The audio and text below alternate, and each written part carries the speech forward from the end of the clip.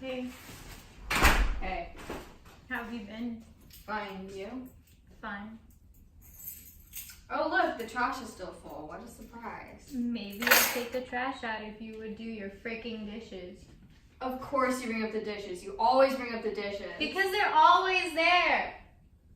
Ugh, I can't deal with this right now. Me neither. You're so annoying. Don't even talk to me. Fine by me. So as we saw in the scenario with Nami and Himanshi, sometimes communicating with your roommates can be hard and go really wrong. As college students, we are all constantly balancing class, studying, work, friends, and relaxation, which makes stress a constant in our lives. It's crucial that we don't take out our frustrations on our roommates in order to make sure we live in a safe and positive environment. Here are some tips on how to maintain a healthy relationship with your roommates. So as we just saw, when you're sharing living space with someone, it can be easy to assume that their actions or habits which bother you are evidence that they don't respect you. In the case of what we just watched, it seems that Nami has been leaving her dishes out continuously, and it's really starting to bother Himanshi. And this probably has been going on some time, by judging by the screen. And the passive aggressiveness and the yelling. And I mean, when roommates have habits that get on our nerves, the tendency can be to fight. Like getting angry or accusatory, It can be to flee, being passive aggressive, maybe in a group message chat, but it could also be freezing. saying nothing but then developing resentment over time. However, reactions such as these can hinder productive communication and an actual resolution to the problem.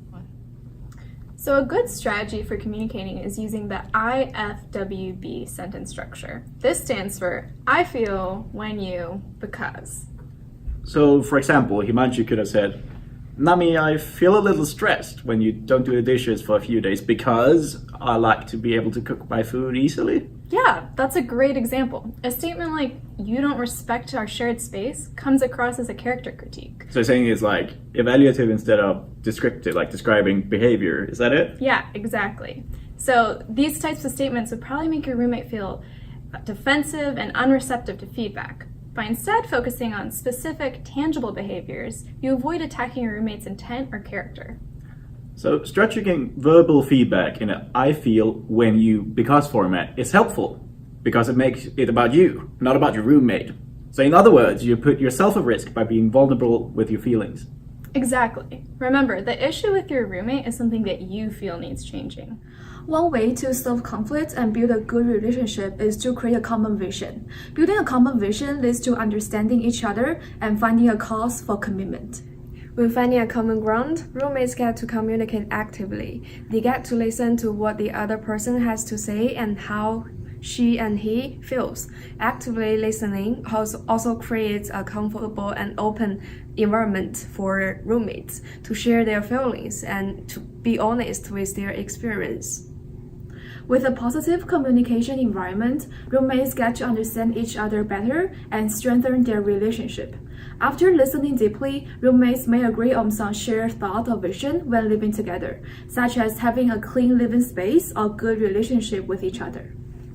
When these shared themes are set, roommates will be more willing to actively act towards their shared vision or actively communicate to solve a conflict if there is one.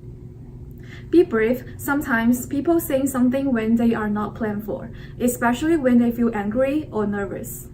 Be positive in order to get the best result from a conversation. State your feelings in a calm, no accusatory manner. If your feelings are very intense, it can be a good strategy to be tone them down.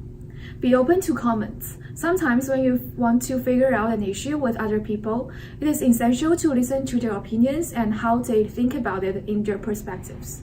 And the last one, being a good listener. Clear your statement. Make sure people understand your meaning and also try to ask, how can I help? So let's see how Himanshi and Nami can solve their conflict with the new tips we've learned.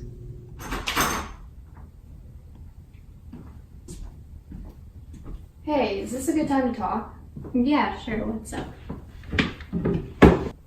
I really want us to get past all this. I want our apartment to be drama-free, and most importantly, I don't want stuff getting in the way of our friendship.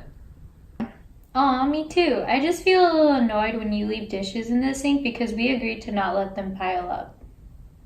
Yeah, I get that. I'm sorry. And thanks for taking the trash out. I've been really busy lately, but I'll make sure to wash the dishes more often.